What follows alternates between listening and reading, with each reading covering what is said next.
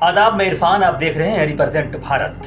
CAA को लेकर भारत में बवाल मचा हुआ है। जगह जगह इसके खिलाफ प्रोटेस्ट किए जा रहे हैं। केंद्र की मोदी सरकार ने नागरिकता संशोधन कानून का नोटिफिकेशन पिछले दिनों जारी कर दिया। लोकसभा चुनाव से पहले केंद्र सरकार का ये बड़ा चुनावी कदम माना जा रहा है। इस कानून के तहत अब 3 पड़ोसी देशों के अल्पसंख्यकों को भारत की नागरिकता दी जाएगी। इसके लिए केंद्र सरकार द्वारा तैयार किए गए ऑनलाइन पोर्टल पर उन्हें आवेदन करना होगा। लेकिन केंद्र सरकार द्वारा सीए की अधिसूचना जारी किए जाने के बाद से दिल्ली और उत्तर के कई राज्यों के सुरक्षा व्यवस्था में इजाफा कर दिया गया, यानी कि बढ़ा दिया गया है। दरअसल 2019 के लोकसभा चुनाव से पहले ही बीजेपी ने सीए को अपने घोषणा पत्र में शामिल किया था ताकि वोट बटोरा जा सके, और बटोरा भी गया। इसे बीजेपी पार्टी ने बड़ा मुद्दा भी बनाया। गृह मंत्री अमित शाह ने हाल के अपने चुनावी भाषणों में कई बार नागरिकता संशोधन कानून सीए को लागू करने की बात कह चुके थे। उन्होंने खुले मंच से ऐलान किया था कि लोकसभा चुनाव से पहले सीए को लागू कर दिया जाएगा ताकि लोकसभा चुनाव में तमाम मुद्दों से जनता को भटकाकर सीए के नाम पर वोट बटोरा जा सके। अब लोकसभा चुनाव के कुछ ही दिन बाकी रह गए हैं और इस बार इंडिया अलायंस के सामने बीजेपी की जमीन काफी कमजोर दिख रही है। इसलिए केंद्र सरकार ने बिना देर किए सीए का नोटिफिकेशन जारी कर दिया। अब ऐसे में अगर मुस्लिम समुदाय सीए का विरोध करता है या सीए को लेकर सड़क पर उतरता है तो बीजेपी के लिए वोटों का ध्रुवीकरण करना बिल्कुल आसान हो जाएगा।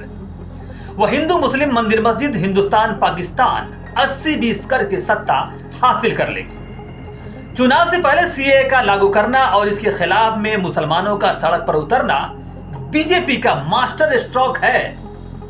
इसे समझने की जरूरत है। अगर मुसलमान सीए के खिलाफ प्रोटेस्ट नहीं भी करते हैं तो नागरिकता पाने वाले शरणार्थी जमकर बीजेपी को वोट करेंगे, जो सत्ता की राह को आसान कर देंगे। लेकिन सवाल यह है कि सीए है क्या ये मुसलमानों के खिलाफ है? तो आज हम आपको बताते हैं सीए कैसे मुसलमानों के खिलाफ है। हालांकि बाद एक्सपर्ट का कहना है कि सीए से मुसलमानों को कोई खतरा नहीं है, लेकिन मैं कहता हूं कि सीए से मुसलमानों को खतरा है। आइए जानते हैं। दरअसल सीए नागरिकता देने का एक कानून है जिसके तहत पाकिस्तान, बांग्लादेश और श्रीलंका से आए सभी धर्मों के शरणार्थियों को नागरिकता दी जाएगी, लेकिन मुसलमानों को नहीं। ये बात 50 करोड़ जनता देश की जानती है, लेकिन 80 करोड़ जनता नहीं जानती, जिसकी रोजगार छीनकर मोदी ने 5 किलो राशन पर जीवित रखा है। भला उनको इससे क्या मतलब? कई लोगों का तो यह भी कहना है कि सीए से मुसलमानों को कोई खतरा नहीं है, लेकिन मेरे रिसर्च में जो सामने आया है वो कुछ अलग ही है। मेरे रिसर्च के मुताबिक मुसलमानों को ही सीए से खतरा है, जिसको समझने की जरूरत है, क्योंकि सीए सिर्फ सीए नहीं है बल्कि पूरी पैकेज है। सीए के बाद एनआरसी भी है, एनपीआर भी है। अब आप समझिए, सीए के तहत सभी धर्म के शरणार्थियों को नागरिकता तो दी जाएगी, लेकिन मुसलमानों को नहीं दी जाएगी। फिर सरकार एनआरसी लाएगी और भारत के सभी नागरिकों को अपनी नागरिकता साबित करने को कहेगी। अब ऐसे में सभी धर्म के शरणार्थी नागरिकता साबित कर देंगे, क्योंकि सरकार ने उन्हें सीए के तहत नागरिकता दे दी है। लेकिन मुसलमान आदिवासी जिसके पास कोई कागज नहीं है, वह 5 किलो राशन पर जीवित है, वह अपनी नागरिकता कैसे साबित कर पाएगा? फिर सरकार उनकी कागजात खंगालेगी। अगर किसी दूसरे देश का मिलता है तो उस देश से सरकार राब्ता करेगी। अगर वह देश इन लोगों को अपने यहाँ लेने से इनकार करता है तो सरकार अगला कदम उठाएगी, यानी कि डिटेंशन कैंप में ले जाकर डाल देगी। अब सबसे बड़ा सवाल यह है कि सीए के तहत बहुसंख्यक समुदाय के हर जाति को नागरिकता तो मिल जाएगी, लेकिन मुसलमानों को नहीं मिलेगी।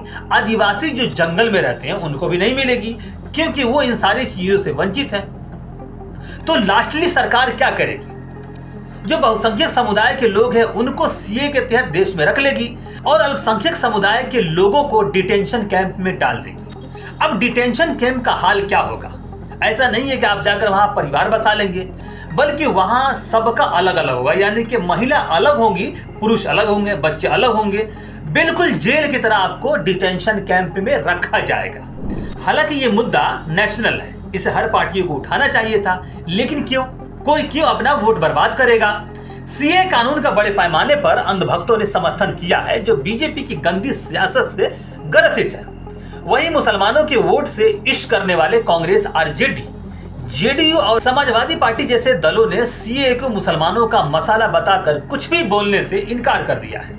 वहीं आरजेडी ने खुद को कट्टर हिंदू बताया है। अब आप ही बताइए, एक कट्टर हिंदू मुसलमानों की समस्या पर क्यों बात करेगा? उसे तो मुसलमानों से इश्क है तो सिर्फ वोट के लिए। लेकिन दूसरी तरफ मुसलमानों और दलितों के लिए मुखर आवाज उठाने वाले असदुद्दीन ओवैसी ने सीए का जोरदार मुखालिफत किया है।